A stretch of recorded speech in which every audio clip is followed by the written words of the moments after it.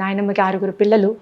So వాళ్ళు work చేసి, and మా తాతగారు కూడా ఈక్వల్లీ ఇన్స్పైరింగ్ స్టోరీ. ఆయనకి 5 పిల్లలు పుట్టిన తర్వాత దృష్టి పోయింది, కళ్ళు 2 ఐసైట్ పోయింది ఆఫ్టర్ 5 చిల్డ్రన్. సో కళ్ళతో పాటు ఉద్యోగం కూడా పోయింది న్యాచురల్గా. సడన్గా కళ్ళు పోతే ఎక్కడ, అదే కదా. అప్పుడు గవర్నమెంట్ ఆఫీస్లో చిన్న ఉద్యోగం వారిది. బట్ ఇన్స్పైరింగ్ స్టోరీ మా, ఎందుకంటే సందర్భం లేకపోయినా నేను చెప్తున్నాను, బికాజ్ ఈ జనరేషన్కి భయపడకుండా ఉండడానికి చెప్తున్నాను. 5 పిల్లలు పుట్టిన తర్వాత, అంటే మా నాన్నగారు పుట్టిన తర్వాత ఆయనకు ఐసైట్ పోయింది. మా నాయనమ్మ అప్పుడు only 10th, 2nd form, 3rd form, 10th వరకే చదువుకున్నారు. నా తాతగారికి ఏమో ఉద్యోగం పోయింది. ఏం చేయాలి?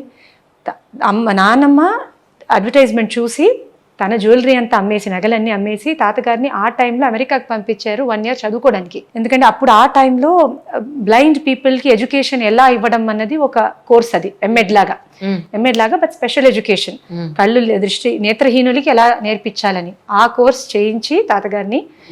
ప్రయాణంకి డబ్బులు లేకపోతే, అప్పుడు ఎయిర్ క్రాఫ్ట్స్ ఉండేవి ఫ్లైట్స్, బట్ ఫ్లైట్ టికెట్కి డబ్బులు లేకపోతే షిప్లో వెళ్ళి, అక్కడ ఫుడ్ సూట్ అవ్వదు ఇండియన్స్ కి, మనకు అక్కడ తకిమని, ఇప్పుడైతే వెరైటీస్ ఉన్నాయి, ఇప్పుడు ఇండియన్ మనకు కూడా ఎక్కడ, వీళ్ళకేమో ఉండి పెరుగును సౌత్ ఇండియన్ ఫుడ్ అలవాటు. వంట చేసుకోవాలంటే ఇల్లు తీసుకోవాలి, ఇంటికి డబ్బు లేదు. సో హాస్టల్ డార్మెటరీలో ఉండి బాత్రూంలో వంట చేసుకునేవారు తాతగారు 1 year ఫుల్గా. అండ్ కమ్యూనికేషన్ లేదు పిల్లలతో మాట్లాడుకోవడానికి. సో ఆ బాత్రూంలో కూర్చొని మా తాతగారు రాసుకున్నారు. తర్వాత బాత్రూంలో వంట చేస్తూ పిల్లల పేర్లు నారాయణ, మాధవ అని, మా నాన్నగారి పేరు, పెద్దనాన్నగారి పేర్లు, కూతురు పేరు, అలా చెప్పుకుంటూ వంట చేసుకుంటూ 1 year అలా చదివి, మళ్ళీ బ్యాక్ వచ్చేసరికి పేపర్లో ఇంత చిన్న అడ్వర్టైజ్మెంట్, ఇక్కడ మా ఇంట్లో అడ్వర్టైజ్మెంట్ ఇంకా మా పెద్దనాన్నగారి ఇంట్లో ఉంది ఐ థింక్, ఇలా దెహ్రాదూన్లో ఇండియాలో అప్పుడు ఫస్ట్ నేత్రహీనులకి స్కూల్ పెట్టారు అప్పుడు 1950s. ఆ స్కూల్కి ప్రిన్సిపల్ వాళ్ళు వెతుకుతున్నారు.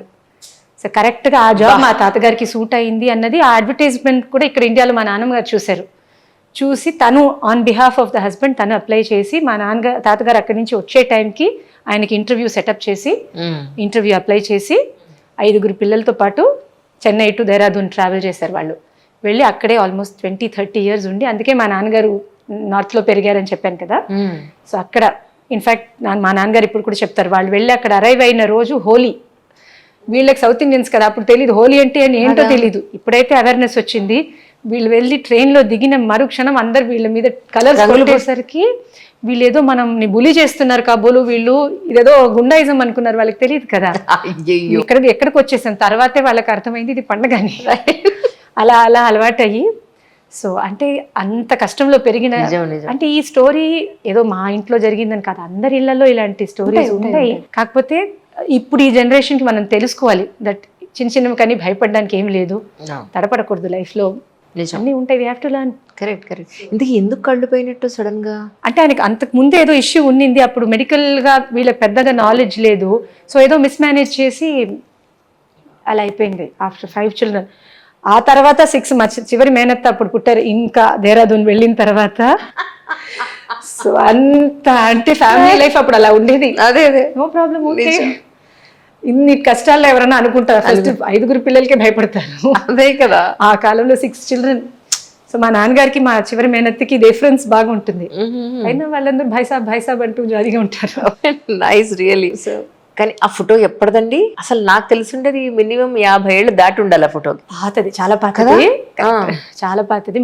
మా హస్బెండ్ వాళ్ళ ఫ్రెండ్ ఇంట్లో ఆయన మాకు ఇచ్చారు యాజ్ అ గిఫ్ట్, ఇది ఉండాల్సిన ప్లేస్ మీ ఇల్లు అని చెప్పి ఇచ్చారు ఆయన. ఎందుకంటే అసలు మా తాతయ్య గారు అమ్మమ్మ వాళ్ళ ఇంట్లో ఎక్కడో చూసిన ఫొటోస్ అవి. ఇంత న్యాచురల్గా ఉన్న ఫొటోస్ నేను ఈ మధ్యకాలంలో మళ్ళీ చూడలేదు. ఆ కలర్ కాంబినేషన్ కానీ చాలా ఆర్టిఫిషియాలిటీ వచ్చేసింది ఫొటోస్లో. మా ఇంట్లో అలా మా అమ్మ బాగా కలెక్ట్ చేస్తుంటుంది అలాంటివి చిన్నవి. అంటే అమ్మకి బాగా ఇంట్రెస్ట్, బాగా ఆర్టిస్టిక్ పర్సన్ అనమాట. బొమ్మలు వేయడం, ఆ సైడ్ ఆఫ్ ది ఆర్ట్ అంతా నాకన్నా మా అన్నయ్యకి ఎక్కువ వచ్చింది యాక్చువల్లీ. బొమ్మలు వేయడం, క్రాఫ్ట్స్ అన్ని బాగా చేస్తారు, అమ్మ బాగా చేస్తారు. సో అమ్మకి ఇంట్రెస్ట్ అనమాట, టాంజూర్ ఆర్ట్ అన్న ఇదన్నా, మంచి ఎస్థెటిక్స్ ఉన్న person. That's so nice really. కానీ మీరు కూడా ఒక కళాక్షేత్రం పెట్టినట్టున్నారు, దాని గురించి ఒకసారి. అంటే అక్కడ సంగీతం డాన్స్ రెండు నేర్పిస్తున్నారు? తప్పకుండా. సంగీతం, భరతనాట్యం, కర్ణాటక సంగీతం అయితే డెఫినెట్గా నేర్పిస్తుంటున్నాం. దానితో పాటు అంటే మా మోటో, నినాదం అని చెప్పడానికి లేదు, మా మోటో దైవం, ధర్మం, దేశం. సో మేము అనుకునేది ఇదే. రాదర్ ఇది నేను ఏదో మోటోగా పెట్టాలి, అలా బల్ల గుద్ది చెప్పాలి అనేది కాదు. నా లైఫ్కి కూడా అవి గైడింగ్ ప్రిన్సిపల్స్ అని చెప్పొచ్చు. సో ఈ 3 మాటల్ని స్ఫూర్తిగా తీసుకొని పిల్లలకి చిన్న చిన్న కథలు, మన సంప్రదాయంలో ఉన్న విషయాలు, శ్లోకాలు, స్తోత్రాలు, అంటే ఈ శ్లోకాలు స్తోత్రాలు కోర్స్ అని కాకుండా డాన్స్తో పాటు, సంగీతంతో పాటు వాళ్ళకి లైఫ్కి పనికొచ్చేవి సమ్మర్ క్యాంప్స్ ద్వారా, లేకపోతే జస్ట్ నార్మల్గా క్లాస్లో కూర్చున్నప్పుడు కూడా ఒక డాన్స్ చెప్తే జస్ట్ ఆ ఐటమ్ మాత్రం చెప్పేయకుండా దాని చుట్టూతా ఉన్న స్టోరీ, బికాజ్ ఇవన్నీ కలిస్తేనే మన కల్చర్, మన భారతీయ ఆర్ష ధర్మం ఏదైతే ఉందో, నాకైతే మన ఋషిప్రోక్తమైన వాంగ్మయం ఏదైతే ఉందో దాని మీద పిచ్చి ఒక పిపాస నాకు పర్సనల్గా. సో నాకు తెలిసిన 4 మాటలు పిల్లలకి కూడా నేర్పించాలి అని ఒక దృక్పథంతో స్టార్ట్ చేసిన అకాడమీ వర్ణ ఆర్ట్స్ అకాడమీ అని. సో చాలామంది పిల్లలు నేర్చుకుంటూ ఉన్నారు ఇప్పటికి కూడా. సో వీళ్ళని తీసుకొని వెళ్ళి ప్రదర్శనలు ఇవ్వడం కానీ, అలా దాని త్రూ కొంచెం కల్చర్ నేర్పాలని, అంటే ఒక కళను మాత్రం నేర్పడంతో సహా అదైతే నేర్చుకుంటారు, ఎలా అయినా నేర్చుకుంటారు, బట్ మెయిన్గా మన కల్చర్ మీద ఉన్న ఒక ఆరాధన వాళ్ళకి రావాలని నా కోరిక. రైట్. అంటే ఎక్కడుందండి ప్రస్తుతానికి? ఇక్కడ మన హైదరాబాద్లోనే ఇక్కడ మన కింద డాన్స్ ఫ్లోర్ ఉంది, మీకు చూపిస్తాను. ఇక్కడేనా? ఇక్కడే మాకు డాన్స్ హాల్ అవి ఉన్నాయి. టైమింగ్స్ అవి ఎలా ఉన్నాయండి? 4 days అయితే రెగ్యులర్ క్లాసెస్ జరుగుతాయి. థర్స్డే, ఫ్రైడే, సాటర్డే, సండే అయితే రెగ్యులర్ క్లాసెస్ జరుగుతాయి. వారానికి 4 రోజులు. కొంతమంది పిల్లలు 2 రోజులు వస్తారు, కొంతమంది పిల్లలు 4 రోజులు వచ్చే వాళ్ళు ఉన్నారు. అఫ్ కోర్స్ అది కాకుండా మాకు ప్రదర్శనలు అవి ఉండడం వల్ల 7 రోజులు మధ్య ప్రాక్టీస్ జరుగుతూనే ఉంటుంది. సో అవి అయితే ఎప్పుడు మాక్సిమం ఇక్కడ క్లాస్ అని ఏదో ఒకటి జరుగుతూనే ఉంటుంది. సో దట్ వే మాది ఎప్పుడు కలకలలాడుతుంటుంది ఇల్లు. బోరింగ్ అంటూ ఒక క్షణం కూడా ఉండదు. కానీ ఎలా ఉన్నారు అంటే పిల్లలు కానీ పేరెంట్స్ కానీ, అంటే ఇలా నేర్చుకుని అలా డాన్స్ స్టేజ్ ఎక్కేయాలని అని అనుకుంటారా, లేకపోతే దీన్ని ప్రొఫెషన్ గా ఎంచుకుంటే ఎలాగండి కష్టం కదా అనే పేరెంట్స్ ఉన్నారా? ఎలాంటి వాడని మీరు చూస్తున్నారు? ఎందుకంటే మీ అప్పుడు ఉన్నంత డెడికేషన్ ఇప్పుడు ఉందా? లేదు, అసలు లేదు, డెడికేషన్ లేదు. దానికి చాలా కారణాలు ఉన్నాయి, బట్ డెడికేషన్ లేదు అని నేను కొట్టిపడాను. అఫ్ కోర్స్ సిచ్యువేషన్ కూడా అలాగే ఉంది. కాకపోతే నేనేం చెప్తానంటే, ప్రొఫెషన్గా తీసుకోకండి, నో ప్రాబ్లం. మీకు ఫైనాన్షియల్గా స్థిరపడాలి, ఒక ఎర్నింగ్ ఉండాలి అన్న మీకు సిచ్యువేషన్ ఉంటే హాయిగా మీరు ప్రొఫెషన్గా తీసుకోకండి. అది ఎవరు ఫోర్స్ చెయ్యకూడదు కూడా. ఇప్పుడు నేను ప్రొఫెషన్గా తీసుకున్నానంటే దేవుడి దయ వల్ల చదువుకున్న వెంటనే నాకు సంపాదించేయాలి అన్న ప్రెషర్ నా మీద లేదు. సో నేను ఏ మాటకు ఆ మాట చెప్పాలి. నేను ఆ డెసిషన్ తీసుకోగలిగాను అని చెప్పి అందరూ అదే డెసిషన్లో ఉండి పస్తులు ఉండమని మనం చెప్పలేము కదా, పాపం ప్రెషర్ ఉంటుంది. బట్ ఆ ఆర్ట్లో మీరు ఎన్నైతే సంవత్సరాలు స్పెండ్ చేస్తారో అది సిన్సియర్గా చేయండి. మీరు ప్రొఫెషన్గా తీసుకోకపోతే అది తప్పే కాదు. దట్ వీ అండర్స్టాండ్, అందరూ వీ అండర్స్టాండ్. కాకపోతే మీరు 5 years నేర్చుకుంటారా, 6 years నేర్చుకుంటారా, ఆ టైంని సిన్సియర్గా కళ మీద ఒక ఆరాధనా భావంతో స్పెండ్ చేయండి. వెంటనే మనం సోషల్ మీడియాలో రావాలి, యూట్యూబ్లో పెట్టేయాలి, కాంపిటీషన్కి వెళ్ళిపోవాలి, ఎగ్జామ్ రాసేయాలి, సర్టిఫికెట్స్ తెచ్చేసుకోవాలి, ఆ ధోరణిలో కాకుండా కళ కోసం నేర్చుకోవడం అన్నది ప్రయత్నించవచ్చు. అదైతే చేయొచ్చు కదా. ప్రొఫెషన్గా తీసుకోవాలని ఎవరు ఫోర్స్ చేయట్లేదు. బట్ ఈ యాంగిల్లో కొంచెం ఇంకా శ్రద్ధ పెడితే బాగుంటుంది. బట్ నిజానికి ఏ నృత్యమైనా సరే ఎంత కాలం నేర్చుకుంటే వాళ్ళు పర్ఫెక్ట్ అవుతారు, లేదు వాళ్ళు ఒకళ్ళకి నేర్పించడానికి వీళ్ళు కూడా ఒక గురువుగా అవ్వాలంటే ఎంతకాలం పడుతుంది మీ ఉద్దేశ ప్రకారం? పర్ఫెక్ట్ అయితే ఎవరు ఎప్పుడు అవ్వరు. ఇప్పుడు మీరు కూడా అదే చెప్తారు కదా. అవును కదా, మీరు ఎక్స్పీరియన్స్ ఉన్నా కూడా ఎప్పుడో ఒక టైం యూ విల్ థింక్ కదా మనం ఇంకొంచెం అది బెటర్. సో అలాంటిదైతే next generation 100% they have to have that clarity. Perfect అనే పదానికే ఆస్కారమే లేదు. బట్ ఎస్, మీరు అడిగిన దానికి ఒక మంచి గురువు దగ్గర రెగ్యులర్గా సిన్సియర్గా ఎగ్జామ్స్ వచ్చేసాయని కొట్టకుండా రెగ్యులర్గా నేర్చుకుంటే మినిమం ఒక 10-12 సంవత్సరాలు అయితే సాధన చేయాలి, చేయక తప్పదు. ఆ లోపు మీరు నేను స్కూల్ పెట్టేస్తున్నాను, నేను క్లాస్ పెట్టేస్తున్నాను, మా గేటెడ్ కమ్యూనిటీలో 4 అడిగారు, మా పై ఇంటి వాళ్ళు అడిగారు అని నేర్పించవచ్చు. But loss is yours, loss is theirs. అవును, అది మినిమం ఒక 10-12 సంవత్సరాలు గురుముఖంగా నేర్చుకోవాలి. ఇప్పుడు ఏంటంటే that is the problem. YouTube చూసి నేర్చుకోవడం అవ్వదు, ఎగ్జాక్ట్ చూసి కాపీ కొట్టడం అవుతుంది. అందులో ఉన్న మెళకువలు మీకు వీడియోస్ మిస్టేక్ ఏదైనా చేస్తే గురువు ఎలా సరిదిద్దుతారు? ప్లస్ ఆల్సో ఆర్ట్ అన్నది ఒక్కొక్కరికి ఒక్కొక్కలాగా బాగుంటుంది. ఇట్స్ నాట్ ఇప్పుడు మ్యాథమెటిక్స్లో అయితే 2+2 is 4, మీరు చెప్పినా అదే నేను చెప్పినా అదే. బట్ కళలో అలా ఉండదు, ఒక్కొక్కరికి ఒక్కొక్కటి బాగుంటుంది. అది ఎవరు చెప్పగలరు? గురు లేక ఎటువంటి గునికి తెలియకపోదు అని త్యాగరాజ స్వామి ఊరికే చెప్పలేదు. ఆయన గురువుని ఏదో కాకా పట్టడానికి చెప్పిన మాట కాదు, నిజం అదే. అవును అవును. సో గురువు దగ్గర నేర్చుకోవడం అది లెక్క. నేను 10 years గా నేను యూట్యూబ్ వీడియోస్ చూస్తున్నాను అంటే అది లెక్క కాదు, అది మీరు టైం పాస్కి ఏమైనా చేయొచ్చు. సో గురుముఖంగా నేర్చుకోవడం ముఖ్యం. అది చాలా మంది చేయట్లేదు. చాలా మంది ఓకే ఏదో ఎక్కడో చిన్న ఊర్లో ఉంటున్నారు, అక్కడ గురువు గారు లేరు, వాళ్ళు ఇలాంటి ఆప్షన్ తీసుకుంటే ఓకే. పెద్ద పెద్ద సిటీస్లో ఉండి బద్దకించడం వల్ల ఆ ఆప్షన్ తీసుకోకపోతే ఇంకా మీరే నష్టపోతారు అంతే. అందుకని మనం చెప్పడానికి అబ్సల్యూట్లీ. కానీ నిజానికి డాన్స్కి కానీ నృత్యానికి కానీ సంగీతానికి కానీ వయసుతో సంబంధం ఉందా అండి? నేర్చుకోవడానికి సంబంధం లేదు, ఎప్పుడన్నా నేర్చుకోవచ్చు. అఫ్ కోర్స్ ప్రొఫెషన్గా తీసుకోవాలంటే కొన్ని ఫ్యాక్టర్స్ ఉంటాయి. థియరిటికల్గా 60 ఏళ్లలో కూడా మీరు ప్రొఫెషన్గా తీసుకోవచ్చు, బట్ దానికి మీ ఆరోగ్యం అవి సహకరించాలి, అవి ఉంటాయి. బట్ నేర్చుకోవడానికైతే ఆ వయసుతో సంబంధం లేదు.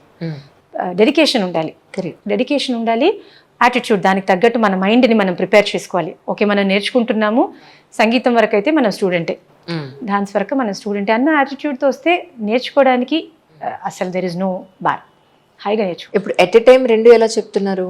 నృత్యం కానీ సంగీతం కానీ రెండు సెగ్రిగేట్ చేసాం. అంటే మేము క్లాసెస్ ఎలా పెట్టుకున్నామంటే రెండు నేర్చుకున్న స్టూడెంట్స్కి ఒకటి తర్వాత ఒకటి అలా.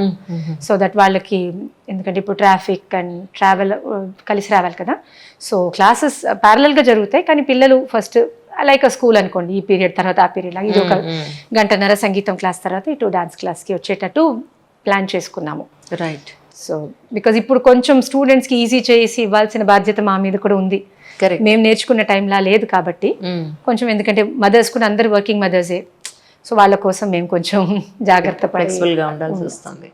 ఇప్పుడు ఈ జూన్ 26వ తారీఖున ఏదైతే మీరు అనుకున్నారో ఆ కార్యక్రమం గురించి ఒకసారి చెప్పండి. అదే దాని థాట్ ప్రాసెస్ అసలు ఎక్కడి నుంచి మొదలైంది, ఈరోజు మీరు చేయడానికి కారణం ఏమిటి అంటే? దానికి శ్రేయస్సు నేను అసలు తీసుకోవడానికి లేదు, క్రెడిట్.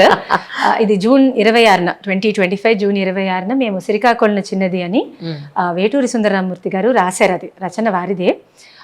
ఆ టైంలో సూపర్ స్టార్స్ దాన్ని అందరూ కలిసి, ఓలేటి గారు, బాలంతర ప్రజనీకాంతరావు గారు, తర్వాత పెండ్యాల నాగేశ్వరరావు గారు, వాళ్ళు వారి సంగీతం చేసి అది 1972-73 ఆ ప్రాంతంలో ఆల్ ఇండియా రేడియోలో ప్రసారమైంది అన్న సంగతి నాకు కళా తపస్వి కె విశ్వనాథ్ గారు చెప్పారు. రైట్. సో వారు యాక్చువల్లీ మా ప్రోగ్రామ్స్కి వచ్చి బాగా ఆశీర్వదించేవారు.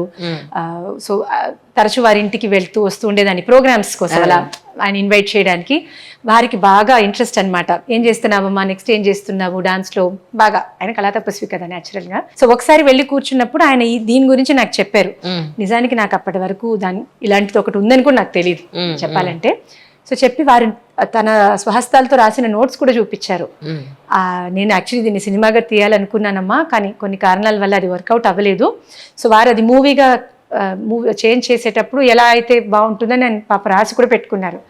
నాకు ఆ పుస్తకం కూడా చూపించారు, నాకు ఇప్పుడు కూడా గుర్తుంది. చిన్న అక్షరాల్లో చాలా బాగా రాశారు. నువ్వు ఇది డాన్స్ గానే చేయొచ్చు కదా అని ఆయన చెప్పారు. తర్వాత కోవిడ్ వచ్చేసింది, ఇది పెద్ద ప్రొడక్షన్, కనీసం స్టేజ్ మీద 30-40 మంది ఆర్టిస్ట్తో చేస్తే కానీ అది బాగా రాదు అన్నది నా ఉద్దేశం. ప్లస్ దాని సంగీతం అంతా వర్కౌట్ చేసుకోవాలి, చాలా పని. మరి కోవిడ్ నేపథ్యంలో దాన్ని అనవసరంగా టేకప్ చేయలేదు అప్పుడు. సో అలా డిలే అయ్యి ఇప్పుడు 2025 జూన్ 26న ఫస్ట్ టైం మా సైడ్ నుంచి దాన్ని మ్యూజిక్ అంతా మళ్ళీ రికార్డ్ చేసి, అంటే ట్యూన్స్ అన్ని ఒరిజినల్ ట్యూన్సే వాడాము, బికాస్ చాలా చక్కటి మ్యూజిక్ అది. సో అదే ట్యూన్స్ని వాడి మళ్ళీ రికార్డ్ చేసి జూన్ 26న మళ్ళీ దాన్ని స్టేజ్ మీద ప్రెజెంట్ చేయాలనుకుంటున్నాము. ఇంత ఇంటర్వ్యూ చేశాక, మిమ్మల్ని ఇంట్రడ్యూస్ చేశాక ఒక చిన్న మీ వాయిస్ కూడా నేను వినిపించకపోతే వాళ్ళు తిట్టుకుంటారు, నన్ను తిట్టుకుంటారు. సో ఇప్పుడు వీటి గురించి అని చెప్తారా? ఇదైతే మీరు 26th అందులో ఏమైనా ఒక చిన్న లైన్ ఏమైనా పాడగలుగుతారా, మీకు ఇబ్బంది లేకపోతే? No problem.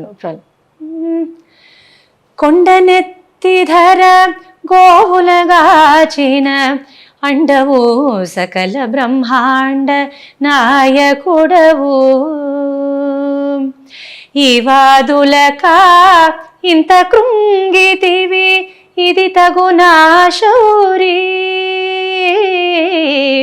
గోవర్ధన గిరిధారి, గోవర్ధన గిరిధారి శౌరీ, గోవర్ధన గిరిధారి. ఇది యాక్చువల్లీ అందులోని పాటే. అదే అందుకే నాకు చాలా ఇష్టమైన ఆర్టిస్ట్ శ్రీరంగం గోపాలరత్నం గారు అందులో ఒరిజినల్ వాయిస్ పాడారు. ఫీమేల్ లీడ్ హీరోయిన్ అలివేణి అన్న అమ్మాయి. రైట్ తనకి వాయిస్ ఇచ్చింది శ్రీరంగం గోపాలరత్నం గారు. నాకు చిన్నప్పటి నుంచి ఆవిడ సంగీతం అంటే పిచ్చి. సో ఇన్ఫ్యాక్ట్ నేను డిలే చేసిన దానికి కారణం అదొకటి కూడా. ఆవిడ పాడిన పాటలు నేను పాడగలనా, దానికి న్యాయం చేయగలనా అని ఎలాగో అలా ధైర్యం చేసి సో ఫీమేల్ వాయిస్ అంతా నేను పాడాను. హీరో నా పక్కన హీరో కృష్ణుడి వేషంకి మల్లాది వారు మీకు తెలుసు కదా, మల్లాది బ్రదర్స్ రవి గారు పాడారు. సో అన్ని కలిసి హోప్ఫుల్లీ జూన్ 26న చేయబోతున్నాము. ఇప్పుడు హైదరాబాద్ సిస్టర్స్ కి మీకు నా గురువులు రైట్ రైట్ నేను హైదరాబాద్ సిస్టర్స్ సప్తగిరి సంగీత విద్వాన్మణి, సంగీత చూడమని చాలా గొప్ప ఆర్టిస్ట్. బట్ అంటే ఎంత విద్వత్తుతో అంత వినయం ఉన్న గురువులు మా గురువులు. సో అందులో ఎల్డర్ సిస్టర్ లలితమ్మ గారి దగ్గర నేను చాలా సంవత్సరాలు నేర్చుకున్నాను. ఇప్పుడు ఆవిడ కాలం చేసిన తర్వాత హరిప్రేమ గారు మా అందరికీ గురువు. సో నేను వాళ్ళ డిసైపుల్ని. ఇక్కడే ఉన్నారండి? అదే బర్కత్పుర. ఇక్కడే బర్కత్పుర. మా గురువు గారు లలితమ్మ ఇప్పుడు లేరు, పెద్ద ఆవిడ. హరిప్రేమ మ్యామ్ ఇక్కడే ఉన్నారు బర్కత్పుర. రైట్ రైట్ చెన్నై అన్నట్టుగా విన్నాను, అందుకని డౌట్ వచ్చింది. హైదరాబాద్ వాళ్ళ హైదరాబాద్ సిస్టర్స్ హైదరాబాద్ లోనే ఉన్నారు. నేను కానీ తర్వాత షిఫ్ట్ అయినట్టుగా వింటే నిజమో కాదో అని మిమ్మల్ని అడిగాను అనమాట. బర్కత్పుర హైదరాబాద్ సిస్టర్స్, బట్ నేను జోక్గా హైదరాబాద్ సిస్టర్స్ అంటాను. వాళ్ళ పేర్లు కూడా బ్యాడ్ ఉండడానికి వీల్లేదని. సో కింద మాకు ఒకసారి కళాక్షేత్రాన్ని చూపిస్తారా? తప్పకుండా. చూపించడానికి ముందు ఇప్పుడు ఒక్కసారి ఇప్పుడు రవీంద్ర భారతిలో ఉన్నారండి ఈ కార్యక్రమం. రవీంద్ర భారతిలో ప్రేక్షకులందరి కోసం ఒక్కసారి ఒక నోట్ ఏదైనా చెప్పగలుగుతారా, ఎవరైనా చూడాలని అనుకున్నా కూడా? తప్పకుండా జూన్ 26న అందరూ రావచ్చు, అందరూ ఆహ్వానితులే. దీనికి టికెట్స్ అని ఇన్విటేషన్స్ అని ఏమీ లేదు. జూన్ 26న రవీంద్ర భారతిలో శ్రీకాకుళం చిన్నది వేటూరి గారు రచించిన డాన్స్ డ్రామా, రేడియో డ్రామాని మేము డాన్స్ డ్రామాగా చేస్తున్నాము. సో హైదరాబాద్ సికింద్రాబాద్లో ఉన్న ప్రేక్షకులందరూ ఇచ్చేసి మమ్మల్ని ఆశీర్వదించాలని మా కోరిక. అద్భుతం.